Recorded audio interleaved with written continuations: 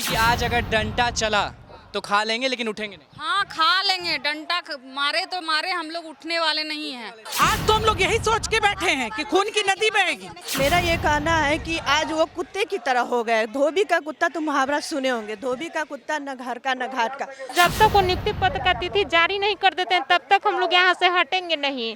नमस्कार, मैं हूं अनुकुल तिवारी और आप लाइव सीरीज देख रहे हैं। टीटी के छात्र आप देख सकते हैं कि अभी भी गर्दनीबाग धरना स्थल पे मौजूद हैं। आज तीसरा दिन है। मांग बस वही कि नियुक्ति हो, हर चीज़ हो, सरकार को झुकना ही झुकना होगा, क्योंकि ये लोग अलग अलग जिलों से आए हैं, अलग अलग जगह से आके यहीं पे बैठे हुए हैं। आज तीसरा दिन है, तो तीसरा दिन हो गया। आज कब तक बैठिएगा? देखिए, हम लोग की मांग तो सरकार सुन नहीं रही है, लेकिन जब तक हम लोग की मांग पूरी नहीं होगी तब तक हम लोग इस धरना स्थल पर बैठेंगे, क्योंकि हम लोग का सिर्फ एक ही मांग है। जितने भी चयनित अभ्यर्थी हैं, सरकार को एक डेट जारी करना चाहिए कि वो नियुक्ति पत्र कब दे रही है, और जब तक डेट जारी नहीं 5 साल हो गए। 5 साल हो गए ये बहाली की प्रक्रिया को चलते हुए, और सरकार सुन ही नहीं रही है। हम लोग क्या करें? और नहीं तो ऊपर से धमकी दिलवा रही है कि हम परमिशन नहीं देंगे। लेकिन सरकार को धमकी दे रहा है आप लोग? सरकार को जो भी करना है, किसी भी तरह से जो भी करना है, इनको कर ले। परमिशन दिलाएं या नहीं दिलाएं, पटना के कोने कोने में अभ्यर्थी हमारे टिकेंगे जब तक कि नियुक्ति पत्र का डेट घोषित नहीं होता है। जब तक सरकार की तरफ से लिखित में ये जवाब नहीं आ जाता है जी कि इन अभ्यर्थियों को कब तक नियुक्ति पत्र दिया जाएगा, तब तक हम यहाँ बैठे रहेंगे। तो गुस्सा कितना है, क्योंकि आज तीसरा दिन हो गया, 1-2 दिन धरना चलता है, तीसरा दिन है। बिल्कुल गुस्सा है, क्योंकि हम एक सही मांग के साथ यहाँ बैठे हैं, तब भी सरकार हमारी बात नहीं सुन रही है। क्या लग रहा है, ध्यान देगी सरकार आप लोग? मुझे लगता है उन्हें ध्यान देना चाहिए, क्योंकि उनकी जिम्मेदारी है। इस बिहार की जनता उनकी जिम्मेदारी है, तो उनकी मांगों को, उनकी ज़रूरतों को उनको समझना चाहिए और उनको अधिकार देना चाहिए उनका। तो नीतीश कुमार को आप क्या कहना चाहेंगे? तीसरा दिन हो गया आज, क्या कहेंगी सरकार? मैं मानती हूँ कि नीतीश कुमार बिहार के लिए एक सक्षम मुख्यमंत्री हैं, लेकिन किसी कारण से वो आज अपने दायित्वों को, अपनी जिम्मेदारियों को नहीं निभा रहे हैं। वो भी जानते हैं कि वो नहीं निभा पा रहे हैं। उन्हें जो भी उनका अपना पर्सनल काम है, जिसकी वजह से जो जिम्मेदारी है, जो निजी है उनकी, उनको इग्नोर करते हुए अपना सारा ध्यान बिहार की जनता पर लगाना चाहिए, क्योंकि उन्होंने ही उनको वो पद दिया है, इस बिहार का मालिक बनाया है। मालिक हैं वो, गार्जियन है वो हमारे, और उनको बच्चों पे ध्यान दे रहे हैं? क्या लगता है? बिल्कुल ध्यान नहीं दे रहे हैं। ये बिहार की पूरी जनता नीतीश कुमार के बच्चे ही हैं, और उनका एक फैसला बिहार की और बिहार की पूरी जनता के भविष्य को, वर्तमान को प्रभावित करती है। इसके बावजूद वो बिहार की जनता के बारे में नहीं सोचते हैं, बल्कि वो अपनी कुर्सी के बारे में सोचते हैं, और अपनी कुर्सी के लिए आज बिहार की जनता को, बिहार के युवाओं को की ज़िंदगी को दांव पर लगा के बैठे हैं। न जाने कितने अभ्यर्थियों ने नौकरी नहीं होने के चलते अपनी जान दे दी है। मैं न्यू दिल्ली से आई हूँ, लेकिन मेरी दिल्ली से आई? जी, मैं दिल्ली से आई हूँ, और मैं इन अभ्यर्थियों के साथ महीनों से जुड़ी हुई हूँ, और मैं इनके दर्द को, तकलीफ को ज़रूर महसूस करती हूँ। और मुझे ऐसा लगता है कि सिर्फ मुझे ही नहीं, मेरी मजबूरी है कि मैं बिहार में रहती हूँ, क्योंकि मेरे हस्बैंड वहाँ नौकरी करते हैं। क्योंकि जब बिहार में नौकरी नहीं है, आपको अच्छे से पता है, कमाने के लिए हमें पलायन करना होता है, और मैं एक पलायन बिहारी की पत्नी हूँ।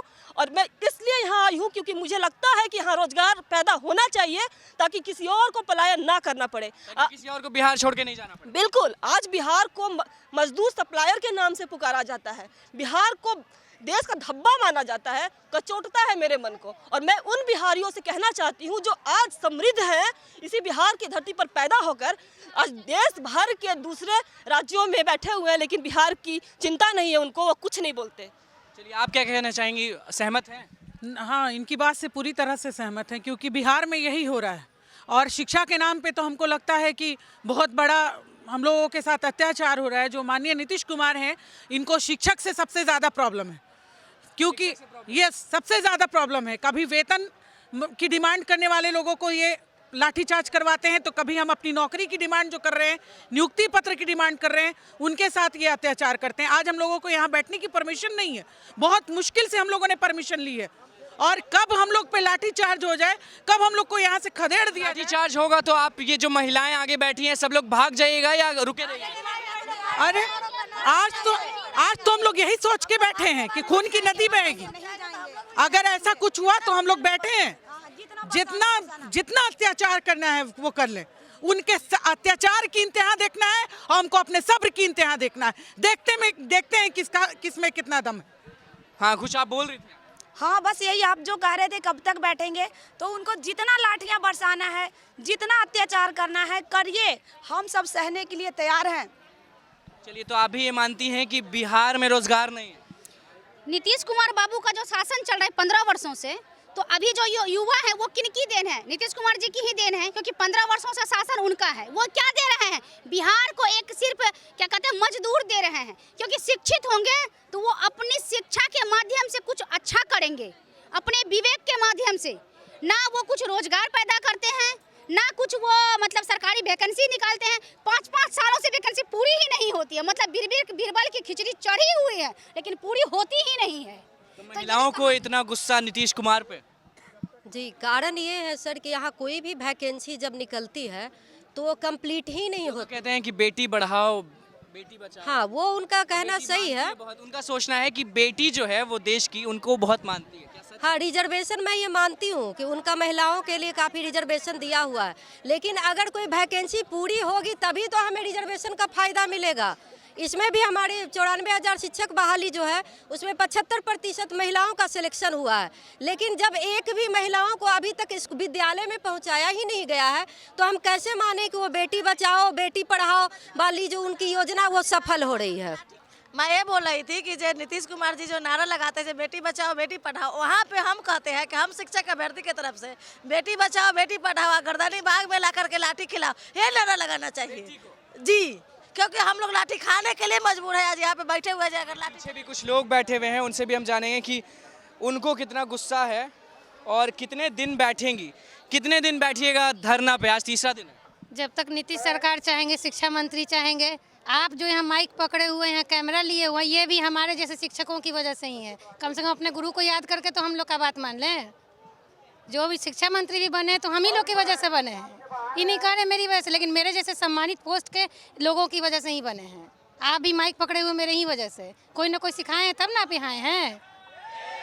जाके बोलिए सरकार को कि सब बहन नहीं बैठे रहेंगे जब तक आप चाहते हैं रोड पर बैठे रहें, हम सब एक हैं। चलिए, नारे लगा रहे हैं, एक एक करके हम बात करेंगे। आप बताइए, तीसरा दिन नीतीश कुमार पे कितना गुस्सा है?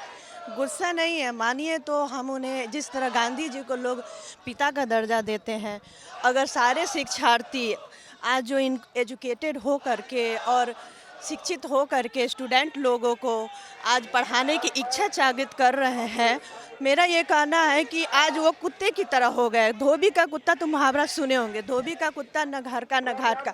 आज 38,000 में जितनी भी है महिला, उसमें ज़्यादातर 30,000 20,000 महिलाएं हैं।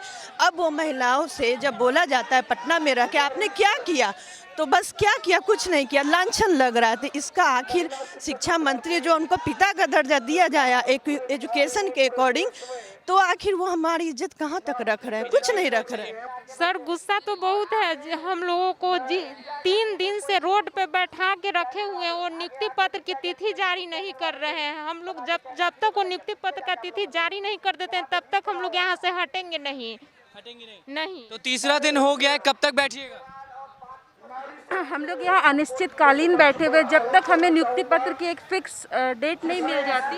94,000 भर्ती के लिए हम लोग यहाँ अनिश्चित काल के लिए बैठे हुए, जब तक हमें नियुक्ति पत्र की एक फिक्स डेट नहीं मिल जाती इन रिटर्न, तब तक हम लोग यहाँ से नहीं। और आप ही के अभ्यर्थी लोग कह रहे हैं कि बिहार में रोजगार नहीं है। हाँ, बिहार में रोजगार नहीं है, विद्यालयों में शिक्षक की कमी है, स्टूडेंट टीचर्स रेशियो मेंटेन नहीं हो रहा है, फिर भी हम लोगों को विद्यालय में नहीं भेजा जा रहा है। हमारी काउंसलिंग हुए 4 महीने हो गए हैं, पर अभी तक हमें तो तीसरा दिन आज, अब कितने दिन बैठे?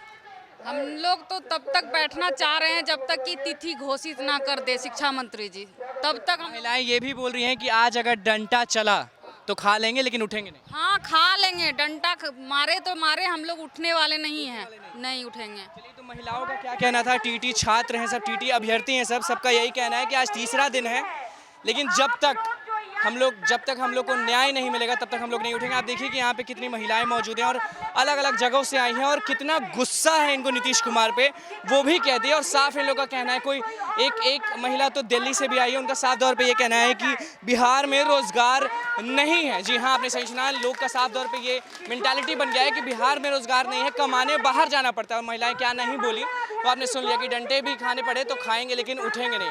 तो बस लाइव सीरीज के साथ बने रहे, हमारे चैनल को सब्सक्राइब करें, फेसबुक पेज को लाइक करें। धन्यवाद।